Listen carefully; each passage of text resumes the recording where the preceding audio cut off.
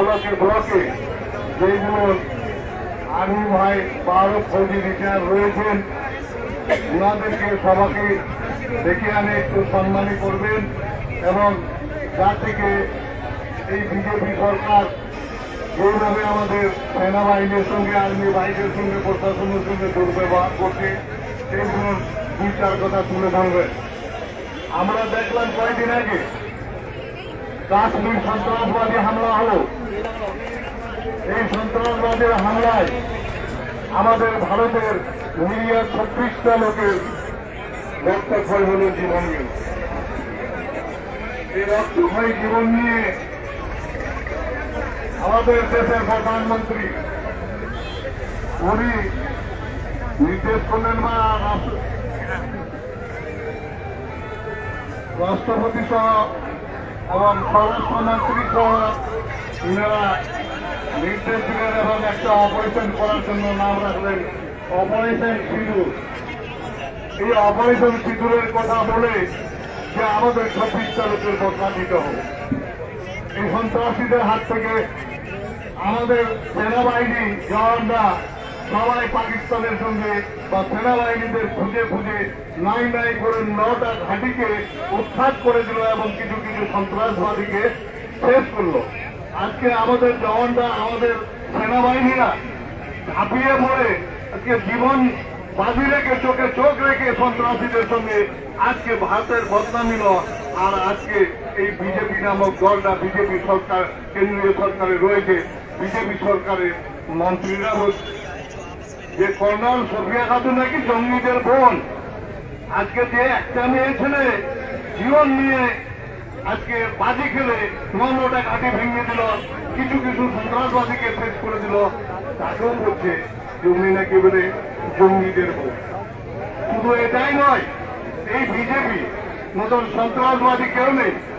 এই বিজেপি সন্ত্রাসকে আমাদেরকে রুখে দাঁড়াতে হবে, জনগণকে রুখে দাঁড়াতে হবে।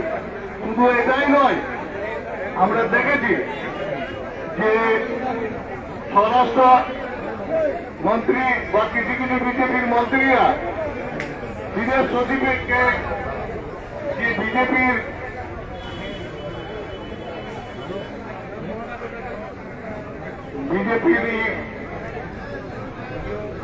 আইপিসিএল বাহিনী রয়েছে, কিভাবে অক্ষত ভাষায় আমাদের বিদেশ সচিবকে ভাষায় কথা বলেছে। এই বিজেপির সন্ত্রাস কবে শেষ হবে, এই সরকার কবে শেষ হবে? যেমন আমাদের রক্ষার জন্য, আমাদের দেশকে রক্ষার জন্য সেনাবাহিনী ভাইরা জওয়ানরা উঠে পড়ে লাগে দেশকে সর্বভৌমকে রক্ষা করছে। আমাদের ভারতবাসীকে জাগতে হবে, সজাগ থাকতে হবে। এই বিজেপিকে উৎখাত করার জন্য এই সেনাবাহিনীদের মতন আমাদেরকে রুখে দাঁড়াইলে আগামী দিনে কেউ উৎখাত করতে হবে এই বিজেপির সন্ত্রাস বাহিনীকে।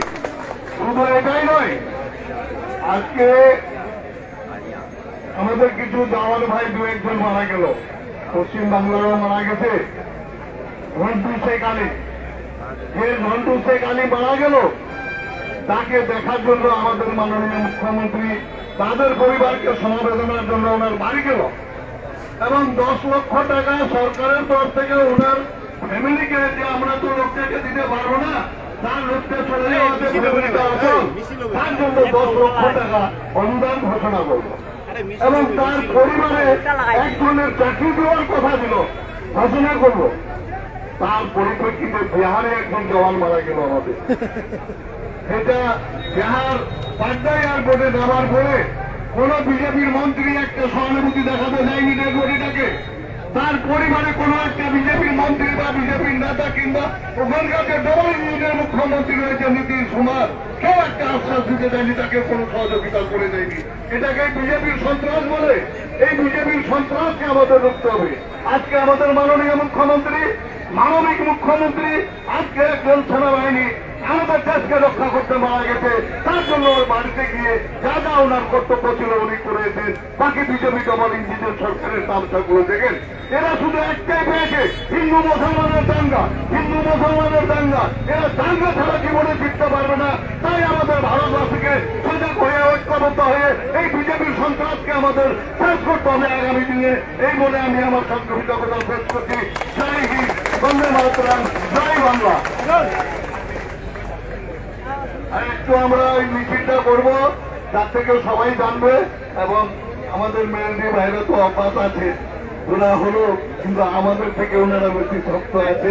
একটু নিশ্চয়ই ওনারা সহযোগিতা করবেন, যারা যারা পাগল সঙ্গে যাবেন।